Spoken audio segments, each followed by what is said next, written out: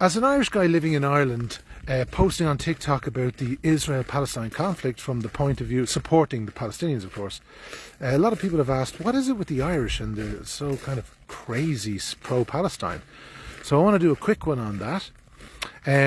Long story short, three countries have a lot in common. The Irish, the South Africans and the Palestinians. And what they have in common is all three have experienced apartheid in their own countries. That is to say, people from outside of their country have come in and set up a regime where they, the local people, have less rights than the incoming, colonising people. So in the case of Ireland, it was the English and Scottish and Welsh, mostly English and Scottish settlers, over centuries, starting from, let's say we take a starting point, Henry VIII and his daughter Elizabeth I, when they created the Anglican Church of England. The Irish rejected the King and Queen of England as our head of our church. So we remained Catholic as an act of defiance against the Reformation. And as a result, for hundreds of years, we weren't allowed to own property and we weren't allowed to vote.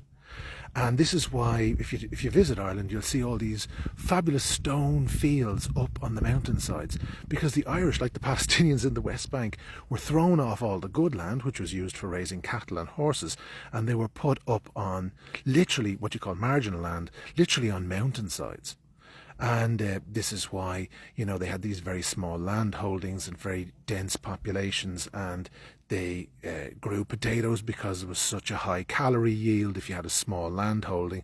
Then when the potato failed in the 1840s, we had the famine and over 1 million died and millions emigrated and so on.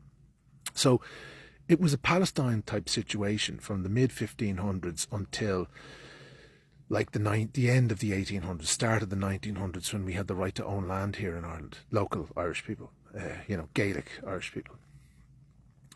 So you look at South Africa and the Zulu and the Xhosa and all that, they didn't have the rights under apartheid. And then you look at Palestine, and since 1948, for 75 years, the Palestinians don't have the right to return to their homes, but Jews have what you call birthright, which is if you're a Jew anywhere in the world, you can go to Israel and you can live there. They're not even from that land. But you notice that the same right isn't extended to the people who were evicted, the Arab, Sunni Muslim and Christian Palestinians. So the Palestinians are the last of the three still experiencing apartheid. So this is why the Irish are so vitriolically, passionately pro-Palestinian. We also know that we were treated as a sort of a savage group of people who were maybe, violent or irrational and emotional and not really trustworthy. This is the way the Palestinians are being treated. I mean, Palestinians are doctors. They've got people with PhDs if they have the good fortune to get a good education. Palestinians are people. They are not terrorists, no more than Irish are terrorists. Comprende, mi amigos. This is the reality of the Palestinian people. They're just people. So we see that. We see the humanity of the Palestinians. We refuse to other the Palestinians. And we get on our high horse if anyone who is pro-Israel attempts to other the Palestinians to us and diminish them and treat them as less than human. We are deeply offended by that because of our experience. So we stand with Palestine. And what else can I say on this?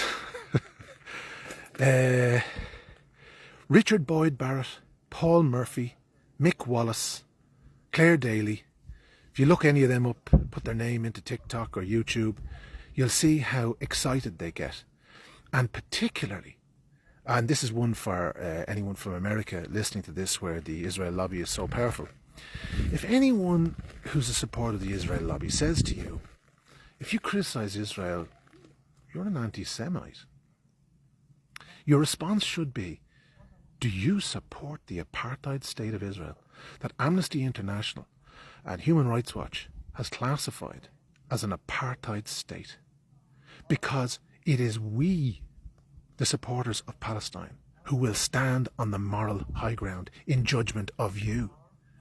You trying to accuse us of being anti-Semitic is the most outrageous type of gaslighting by a country that runs an apartheid regime to this day. So You're never going to do your Sith mind trick on the Irish that, we're bad people for criticising Israel. We see straight through their mind games. They have an apartheid regime and they're not sorry. They're not sorry. But we will stand over them until they are sorry. Free Palestine.